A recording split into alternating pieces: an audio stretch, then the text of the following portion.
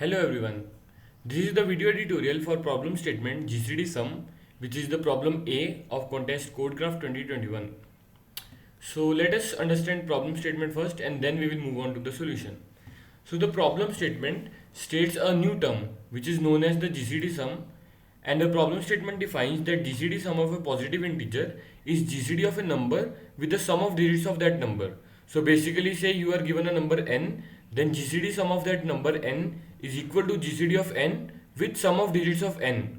Like as given an example in the problem statement itself, GCD sum of 762 is GCD of 762 comma sum of its digits, which is 15. So basically the GCD of this 762 and 15 is 3.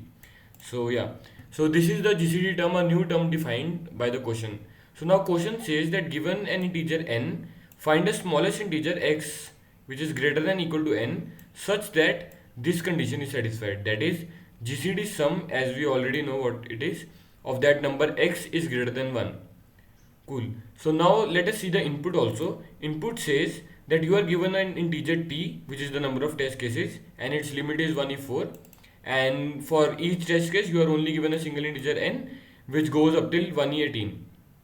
And then for each test case, we need to output a single integer, the answer to that test case, which is this x, which is say the smallest integer greater than equal to n, such that GCD sum of that number is greater than 1. So this is the problem statement. Now let us see the sample input given. In the sample input we are given three test cases. First one is 11 and then so on, and then output is also given, and the explanation is also given in the note. So let us see the explanation of first test case, which is 11. So now for 11, let us check what is the GCD sum of 11 only, because we need to find smallest integer x which is greater than equal to n, and we need smallest integer. So we will start checking from n only, right? So for n, which is 11, GCD sum of 11 is GCD of 11 comma the sum of digits, which is equal to 2, 1 plus 1. But the GCD of 11 and 2 is 1. But we our condition was to find GCD when GCD sum is greater than 1. So 11 is unfortunately lately not our answer. So moving on to the next number, 11 plus 1, which is 12.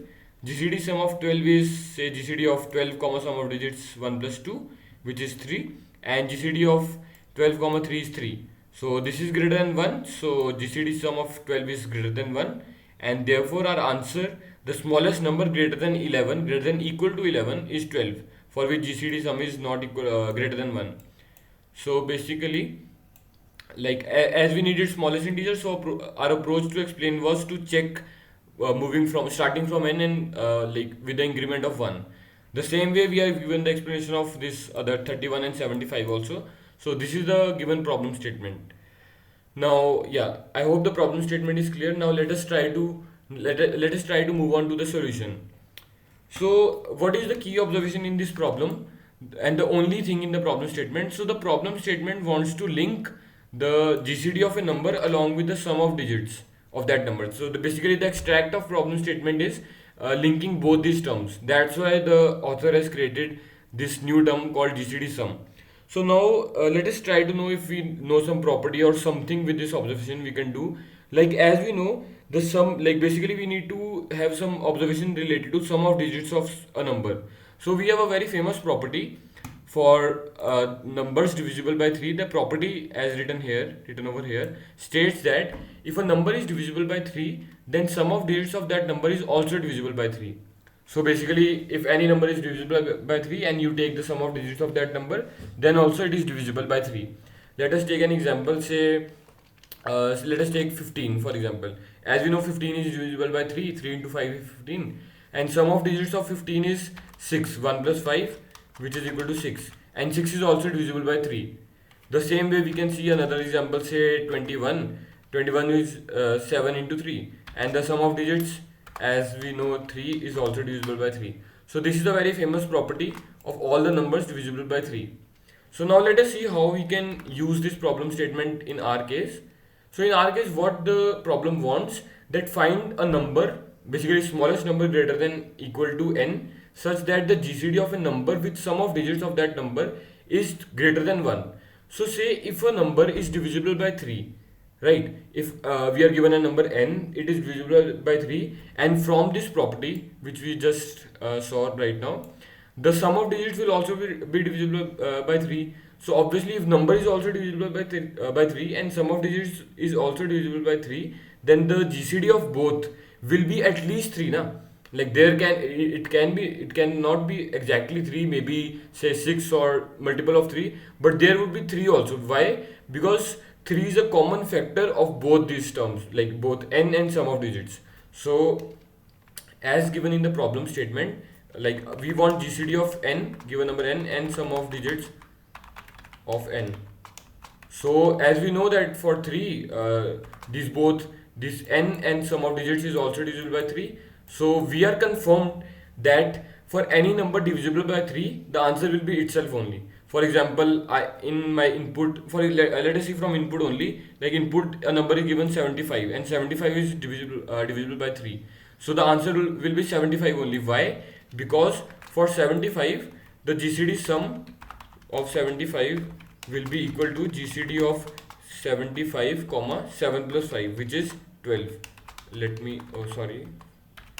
Let us see, 75 comma 12, and this is equal to 3 because these both numbers are divisible by 3, and in this case this is exactly 3 because there is no other common factor between these two numbers.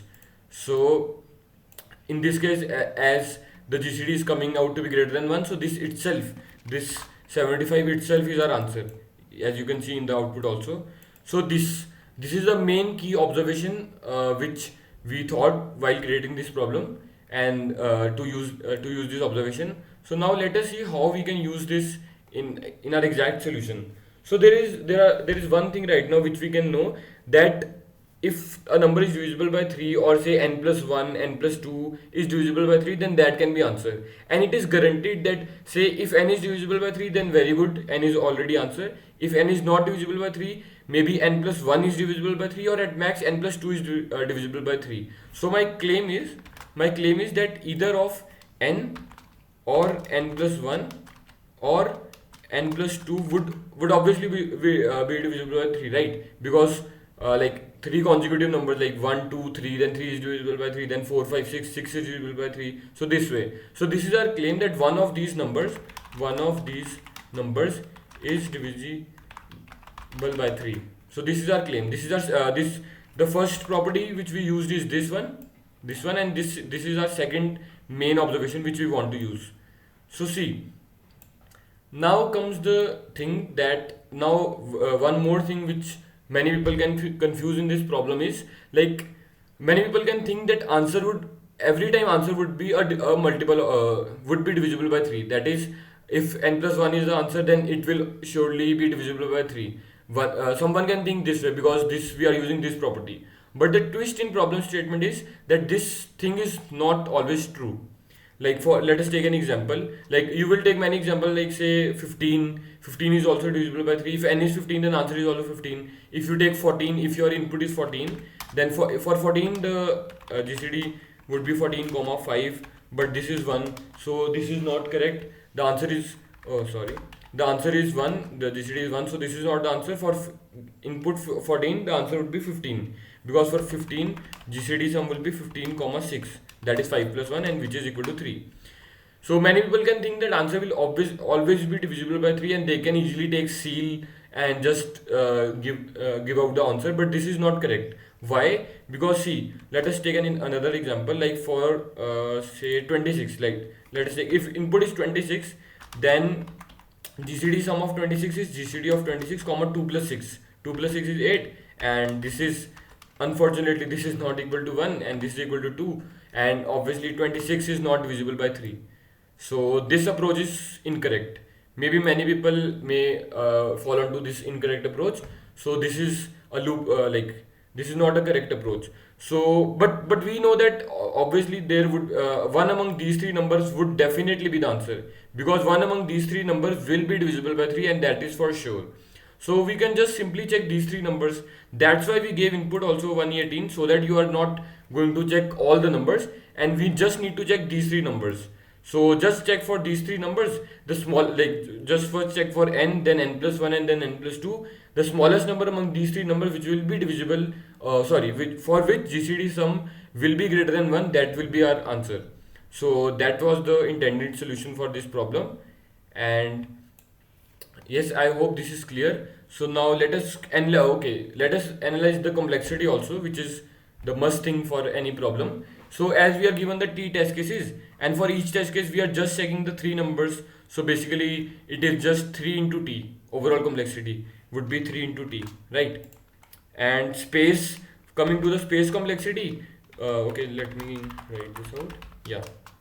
Space and coming to the space complexity, we are not storing anything, so it is a constant space.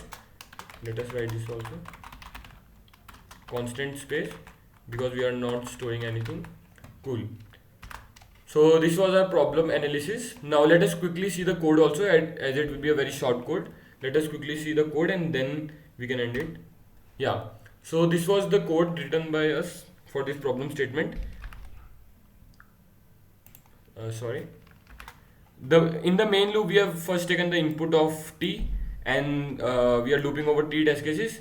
And yeah, one very good observation, many people might have got wrong answers for that also, that here n is 118 till 118. So if you are taking int in your code, then it will not work, because the limit of int is near 189, some constant into 189. So you need to take long int for taking input and calculating GCD also. So that this was second mistake which people can make in this question.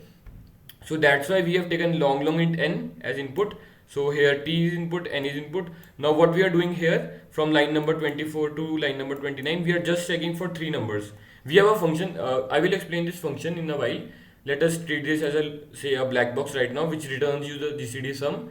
So we first check for n, then n plus 1, and then n plus 2, as explained here in the solution. So, and the smallest number, and obviously we are checking in the order, so we will print the smallest number and we are done with the question, and not equal to 1. Yeah, so let us see the GCD sum function also. In this function we are taking one argument, which is the number for which you want to check the GCD sum. So basically, saying formally, GCD sum is a function to which you give a number n, and it returns GCD sum of n. So how we are checking now, we want to basically the GCD sum, as explained already, is GCD of number comma sum of digits of that number. So we have the number, we only want the sum of digits, and for that we all know the simple way of dividing by 10 only. So we are taking a temp variable of copy of say a number, because we need num also at the last step, so that's why we cannot just update this only, and this is our variable digit sum. And in this while loop, in this loop, we are calculating the digit sum plus is equal to temp mod 10, taking the mod of that number with 10. So basically adding digit by digit and then dividing it by 10 and looping till this number is greater than 0. So this is the standard way of calculating the sum of digits of a number. Cool.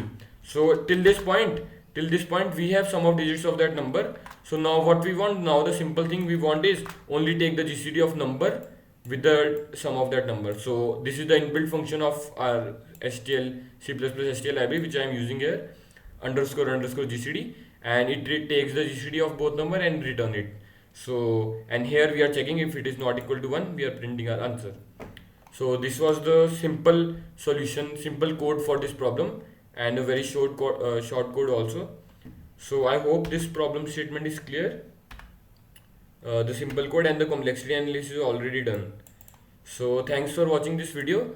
Do like, share and subscribe our channel, and also see other videos. We have posted some other videos for other solutions of the contest also, other problem statements, and there are some relevant meets for other topics also, so you can watch that. Thank you.